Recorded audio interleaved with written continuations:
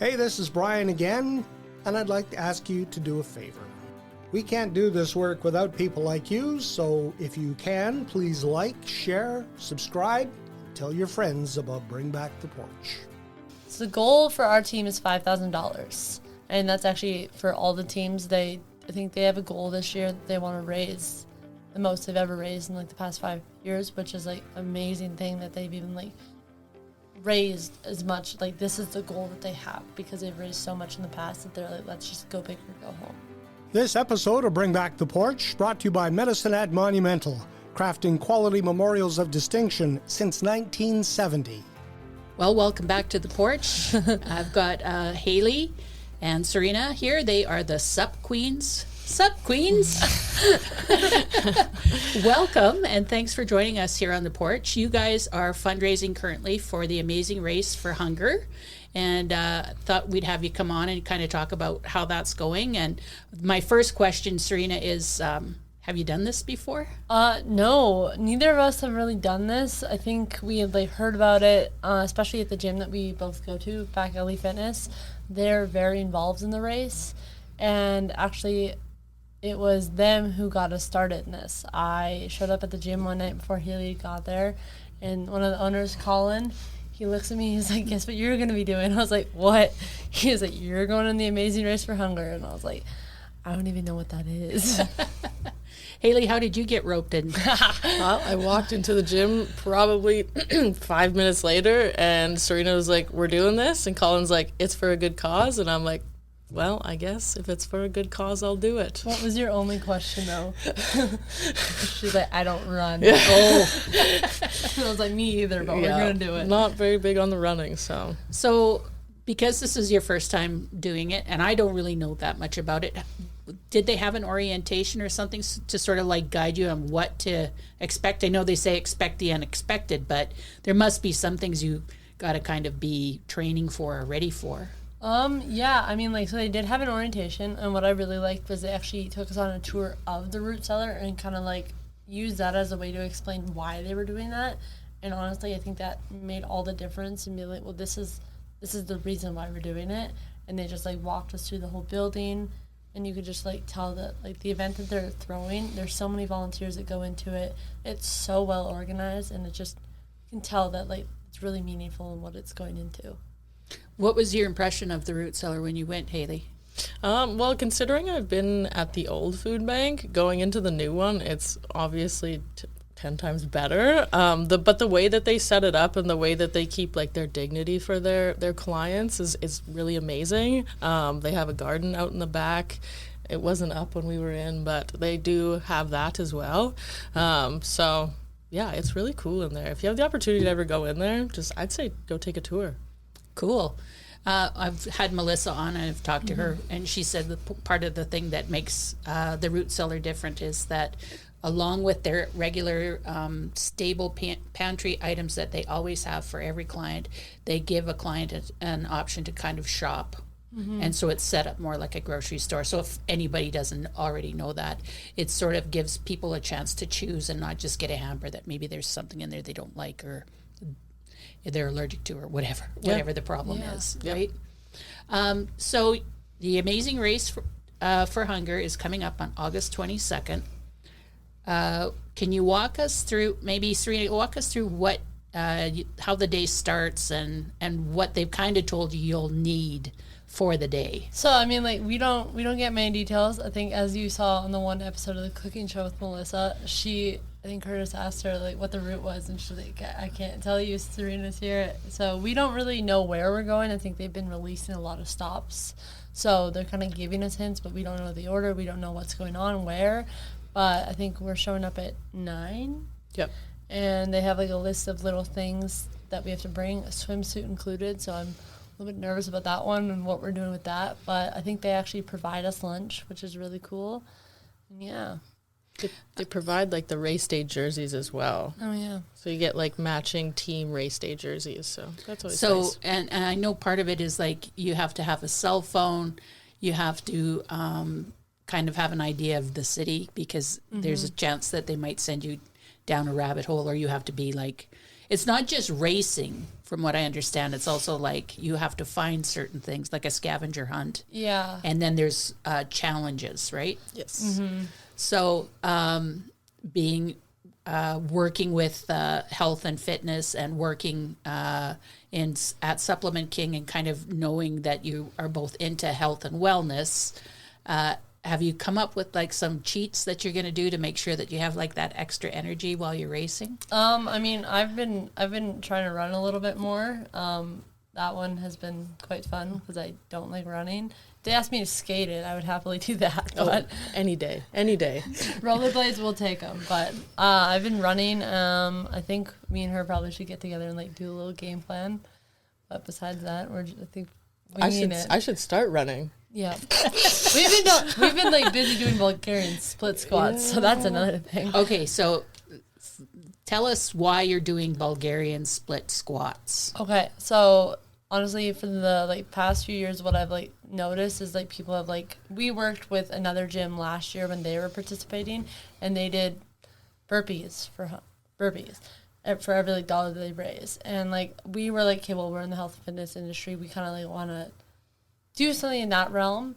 And I think I was just kind of sitting there like, obviously I don't want to do burpees, like gosh no. And I was like, what's another way we could do this? And I was like, well, I guess Bulgarian split squats, we can call it split hunger. So it's kind of what we went with, like what we're calling it, split hunger. So I think every $10 we raise is a set of Bulgarian split squats. How many in a set? One each leg. Okay. But so that's been, I don't want to say fun, but that's been challenging. That's the word. And so how do we know that you really did them? Are you recording yourselves doing them, or what's? So we do have a video. It's actually up right now. But I think, how many did we do that one? 325. I think it was only supposed to be 225. And courtesy of Colin, while we were mid Bulgarian split squats, he threw $100 bill down. Yes. Oh my gosh. Just like on the bench, just like, do more. And we're like, okay. So what is your goal for your fundraising? So the goal for our team is $5,000. And that's actually for all the teams. I think they have a goal this year that they want to raise the most they've ever raised in like the past 5 years, which is like an amazing thing that they've even like raised as much. Like this is the goal that they have because they've raised so much in the past that they're like, let's just go big or go home. And where are you guys standing at today? As of right now, I think we were at 380 when the last time I looked. So we still got a long ways to go. So hopefully this podcast will help raise we're some hoping money. So. Absolutely. Otherwise, I'm gonna start having to go like door to door and begging. Because like not only does the fundraising help like the root cellar, but it also helps us race day. Oh, okay. So how does it help you on race day? Can you explain that, Haylie? So you can use money that's been raised to purchase like roadblocks. What are some other ones called? Roadblocks. I think we can I think there's one where you can actually skip a challenge. I don't know for sure, but like if we were like. So if there was a running challenge, if you raised enough money, you wouldn't have to run. You wouldn't have to do it. So they offer advantages in the game and everything. And then not only can you fundraise up until the day, but like day of, you can have like family members call in and donate to you on race day and really help you out that way too. So are you looking forward to the idea that people will be watching on Facebook and sort of terrifying. It's terrifying. I think it's terrifying because they're like, you can't swear. And we're I got a potty mouth. Well, this will be good practice for you then. Yes. Yeah. So what is there one kind of thing that from hearing about it in the past, are you like, ooh, I hope they bring that back? Is there some challenge or thing that you think, oh, I'd love it if they brought this and I can do this? I think there was a hockey challenge where they like went to a store and they're like, I swear there was a hockey challenge. I might be wrong though. But I'm going into this blind. I haven't seen past years, so I don't really know what to expect from the challenges. And our gym is owned by Colin, and he's got one of the race stops, and I'm nervous for that. He's gonna make it fun. He likes to inflict pain, but good pain on people. So I know in the past too, they've done some things that were like where they went out to the school, the egg school, and you had to like put a bow on a goat's tail and I truthfully hope not. I could do that. think I they grew did up in a small town. I think they did got this. equestrian one year, and I was like, please don't make me do that. I will die because I'm so allergic to like the farm and agriculture. I got you. I'll just sit off I to the got you. side. so part of the excitement is not knowing what the challenges are. I'm kind of curious though, like what. I mean, somebody's told you got to do this, but I mean, obviously your motivation is that you want to help the community. So is there like a personal reason why you want to do this? Is there something in your own lives that are like, oh, this is a cause that I really believe in?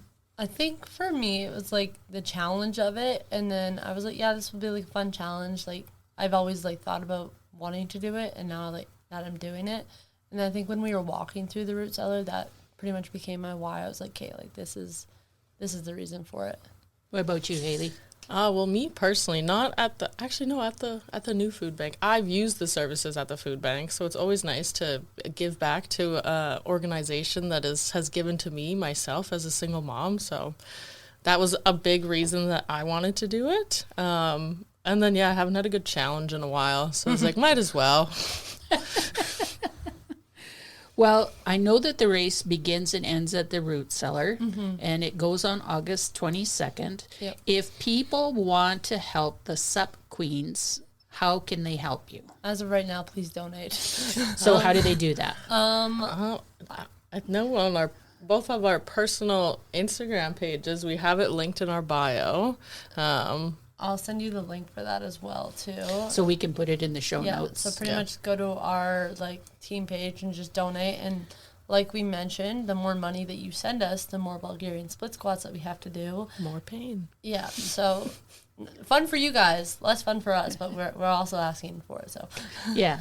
And I think one of the huge takeaways from this is like the challenge is not only to push yourselves, but for our community to come out and support you guys and have some fun and make sure that root cellar has what it needs to continue to do the work that they do, right? Exactly. And like the root cellar, like this entire event is like amazing. Like they have like cars rented from like local dealerships, and is it like a marshal for us?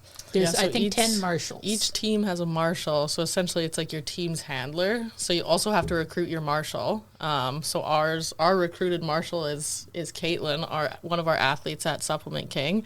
But yeah, they essentially, I think they're supposed to like drive you around and stuff. I don't think I don't know. I know they give. I don't know. I think they're also supposed to make sure you follow the rules. I think they make sure we follow the rules and we have our own driver, because I remember during the meeting they're like, you have to be very precise with your like directions and like know the city, because you can't just be like getting in the back of a cab and like take me here, because they're like, well, I don't know, because like you got to give them directions is I believe what was said in the meeting.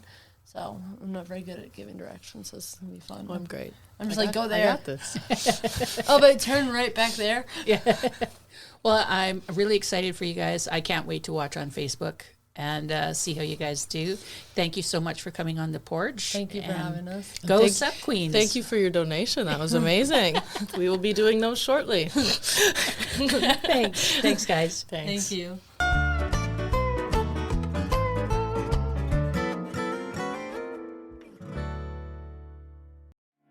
Hey, this is Brian again, and I'd like to ask you to do a favor. We can't do this work without people like you, so if you can, please like, share, subscribe, and tell your friends about Bring Back the Porch.